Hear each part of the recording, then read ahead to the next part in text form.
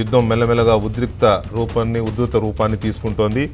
శత్రువుకు బుద్ధి చెప్పడానికి ప్రత్యర్థిగా మన పక్కన ఉంటూ మన మహిళల సింధూరాన్ని తుడిచేసే ప్రయత్నం చేసిన పాకిస్తాన్కి బుద్ధి చెప్పడం కోసం నిన్న తెల్లవారుజామున జరిగిన ఆపరేషన్ సింధూర్ కాస్త ఇప్పుడు ప్రత్యక్ష యుద్ధంగా రూపాంతరం చెందింది.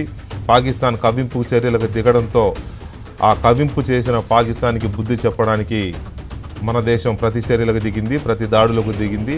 దాంతో పాకిస్తాన్ ఇప్పుడు బెంబేలెత్తిపోతుంది, అతలాకుతలమవుతోంది. ఒక రకంగా చెప్పాలంటే కీలకమైన వ్యూహాత్మకమైన సైనిక స్థావరాలన్నిటి మీద భారత్ దాడులు చేస్తోంది. భారత వైమానిక దళం దాడులు చేస్తోంది.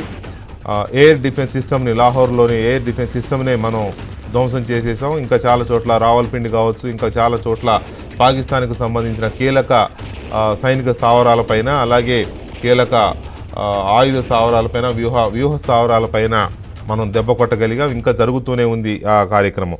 మరోవైపు తెల్లవారుజామున ఇవాళ భారతదేశం మీద కొన్ని చోట్ల దాడులు చేయాలని పాకిస్తాన్ ప్రయత్నం చేసింది. వాటిని గాలిలోనే మన వాళ్ళు ఆ దాడుల్ని తిప్పికొట్టారు. ఆ క్షిపణుల్ని అక్కడే, క్షిపణులు అంటారు వాటిని,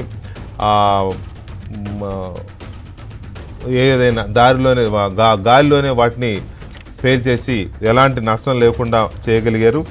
ఈ పరిస్థితుల్లో ఎందుకు ఇది జరుగుతోంది? పాకిస్తాన్ చేసిన మొదటి కవ్వింపు చర్యతోనే పాకిస్తాన్ తప్పు చేసిందా? ఆపరేషన్ సింధూర్ తర్వాత పాకిస్తాన్ దారికొచ్చి, కాళ్ళబేరానికి వచ్చి ఇక ఉగ్రవాదులు లేకుండా చేస్తామని భారత్తో ఒక సయోధ్యకో ఒక సంధికో వచ్చి ఉంటే ఈ పరిస్థితి ఉండేది కాదు. ఎక్స్కవేషన్తో, ఒక కవ్వింపు చర్యతో చేసిన ఈ పెద్ద తప్పు ఇప్పుడు పాకిస్తాన్కి అశనిపాతంలా మారబోతోందా? భారతదేశం నెక్స్ట్ స్టెప్స్ ఎలా ఉండబోతున్నాయి అనేది ఇవాళ మనం చర్చించాల్సిన ఒక కీలకమైన అంశం. అలాగే యుద్ధం ఏ స్థాయికి వెళ్ళబోతోంది, యుద్ధం పీక్ స్టేజ్కి వెళ్ళిన తర్వాత పాకిస్తాన్ పరిస్థితి ఎలా ఉండబోతోంది అనేది రెండవ అంశం. మూడవది, ఆపరేషన్ సింధూర్ కొనసాగుతోంది అని భారత రక్షణ మంత్రి రాజ్నాథ్ సింగ్ స్వయంగా ప్రకటించారు ఇందాకనే, సాయంత్రమే. ఆపరేషన్ సింధూర్ కొనసాగుతోంది అంటే యుద్ధం కొనసాగుతోంది.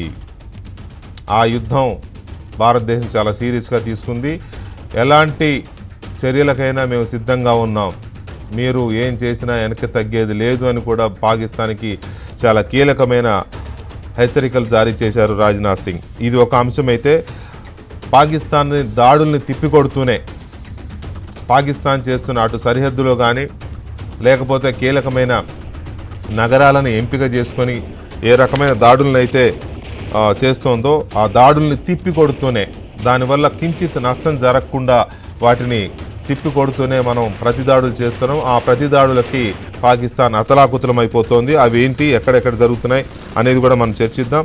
ఇక ఆ తర్వాత ఎందుకు పాకిస్తాన్ కయ్యానికి కాలు దూవుతోంది?